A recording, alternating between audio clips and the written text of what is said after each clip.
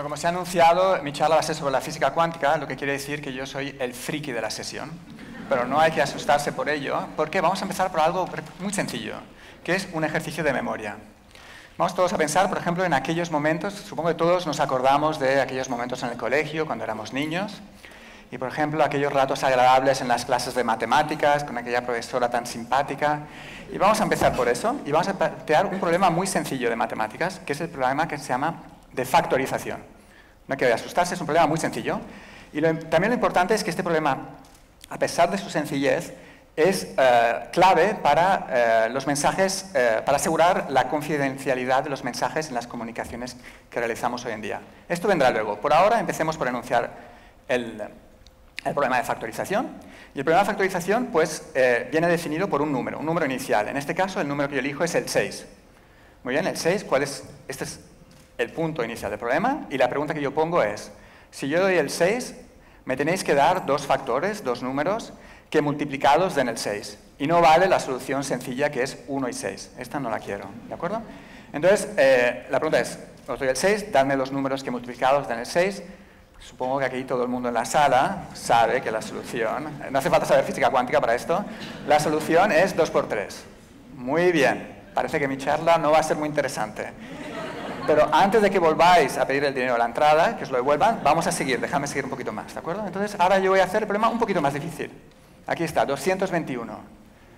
Bueno, aquí ya se empieza a complicar un poquito, pero confío que gente en la sala, quizás con un poquito de esfuerzo, quizás con un papel y lápiz, después de un poquito de tiempo me podrán decir que esto es 13 por 17.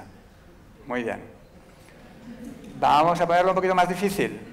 2.160.062.083. Aquí ya empieza a complicarse la cosa, desde luego. Pero creo que, bueno, quizás hay gente que si le doy tiempo, un ordenador, también con acceso a Internet, se puede resolver este problema. Hoy en día en Google uno encuentra todo, o sea que no hay problema aquí. Entonces, bueno, puede ser que uno se ponga de este número y encuentre que es el producto de estos dos números. ¿De acuerdo? Muy bien. Pero ahora ya os puedo destrozar, ¿no? Yo puedo dar este número y ahora repito la misma pregunta. ¿Hay alguien que sepa la solución a esto? O sea, por favor, enviadme el currículum, os contrato enseguida en mi grupo. ¿De acuerdo? Entonces, ¿por qué yo sé que nadie puede contestar esta pregunta? ¿Por qué yo puedo hacer esta generosa oferta de trabajo? La puedo hacer porque sé que nadie va a resolver este problema. Os puedo dar hasta más ventaja. Os digo, iros a vuestra casa pasado una semana. No me encontraréis la solución a este problema. Os puedo dar más ventaja. Os puedo decir, si tenéis un amigo que tiene un ordenador, ¿sabéis? Estos superordenadores que existen en el mundo, en Barcelona tenemos uno, el Barcelona Supercomputer Center. Ir a hablar con alguien que trabaja en el Barcelona Supercomputer Center, explicad el problema, lo entenderá, es muy sencillo, y dárselo al Barcelona Supercomputer Center para que lo resuelva. Aquí podemos ver cómo que se lo estamos dando. El Barcelona Supercomputer Center no sabe resolver este problema. O sea, factorización, un problema muy sencillo de enunciar, es uno de los ejemplos de problemas que hoy en día no podemos resolver, no ya con mi portátil o con mi móvil, no podemos resolver con ningún ordenador que existe en la Tierra. Evidentemente el 6 sí, pero podemos escoger un número tal que el problema sea imposible para cualquier ordenador que tenemos en la Tierra. No solo para los ordenadores que tenemos hoy en día, sino también para los ordenadores que construiremos en el futuro. Factorización ejemplifica, pero no solo, hay otros problemas en esta categoría, los límites que tenemos hoy en día para tratar con la información. Es un problema, es una barrera. Los ordenadores, nuestro conocimiento, se enfrenta a estos problemas. Y estos problemas limitan pues, nuestro conocimiento y, por tanto, limitan nuestro progreso científico y nuestro progreso tecnológico. Es un límite. Y lo que yo voy a explicar es cómo la física cuántica permite tumbar estos límites, ¿de acuerdo? Entonces, siempre que uno rompe un límite, hay un antes y un después, podemos llamarlo revolución. Y esta es una terminología que yo no he elegido, hay gente que llama a este proceso la segunda revolución cuántica, ¿de acuerdo? Es una parte de la física cuántica que trata con información, a veces se llama la teoría de la información cuántica, que va a permitir romper algunos de los límites que tenemos hoy en día a la hora de tratar, a la hora de gestionar información. Por ejemplo, factorización y otros. Entonces, creo que, bueno, lo voy a explicar, pero creo que no hace falta tampoco pasar mucho tiempo para que se entienda que romper un límite en lo que podemos hacer con la información es algo súper relevante para la sociedad que tenemos hoy en día. ¿Cómo se llama nuestra sociedad a veces? La sociedad de la información. Por lo tanto, si adelantamos, si progresamos de manera dramática con lo que podemos hacer con la información, podremos romper barreras. Y esto es lo que yo os voy a explicar ahora mismo. También otro aspecto que me gustaría destacar aquí es que yo hablo de una segunda revolución cuántica. Bueno, ¿cuál fue la primera? O sea, ¿hemos vivido una primera revolución cuántica? Sí.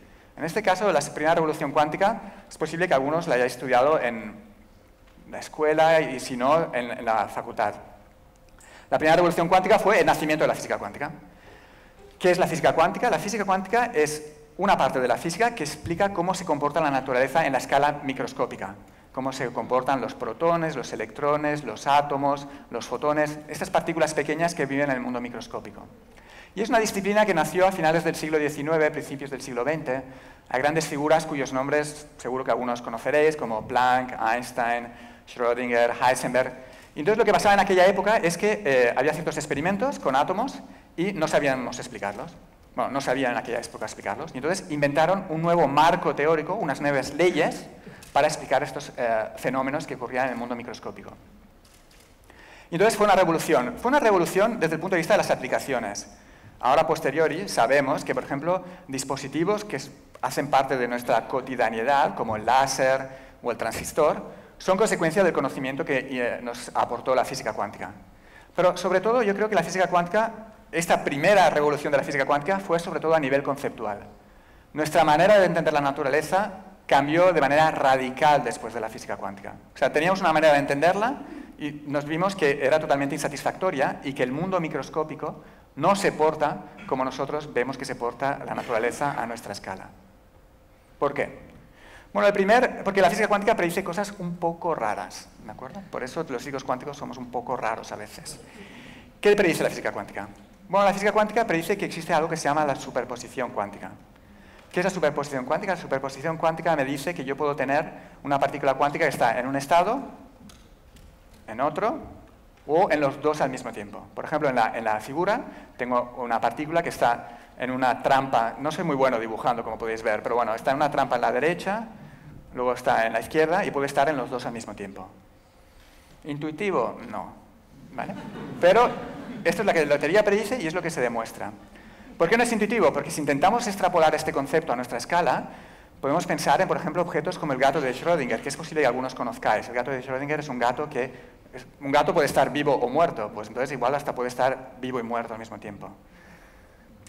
El gato de Schrödinger es llevar un concepto que existe en el mundo microscópico a un entorno donde quizás no es totalmente válido. O sea que, pero demuestra que la teoría es antiintuitiva.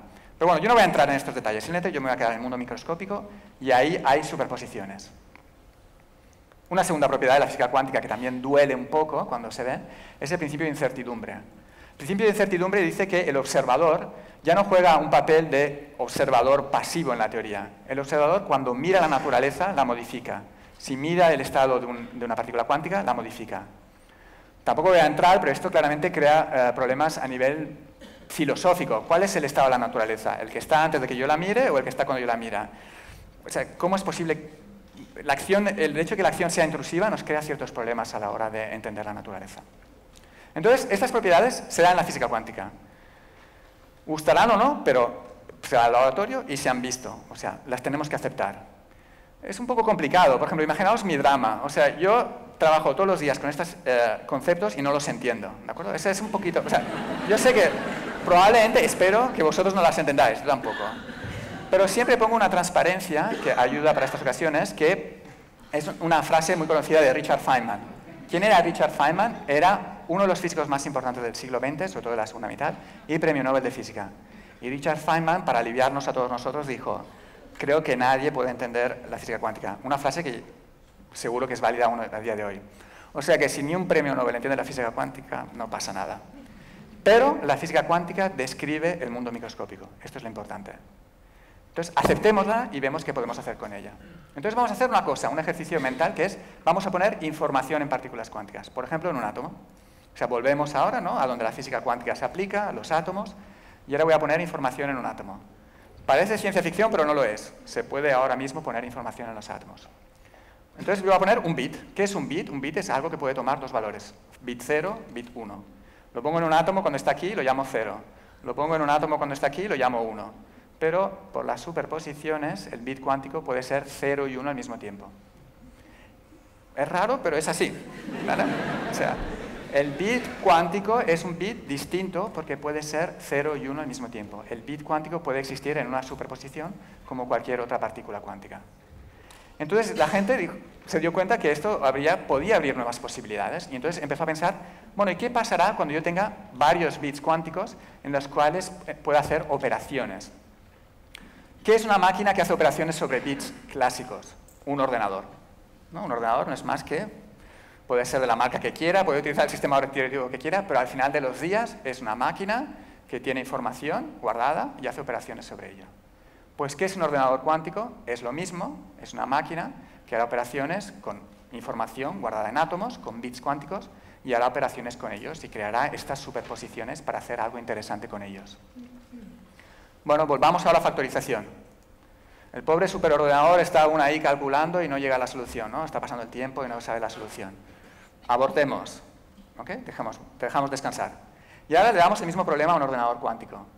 No existe un ordenador cuántico el día de hoy, pero podemos pensar, podemos analizar, porque tenemos las leyes de un ordenador cuántico, qué pasaría si le damos este número a un ordenador cuántico.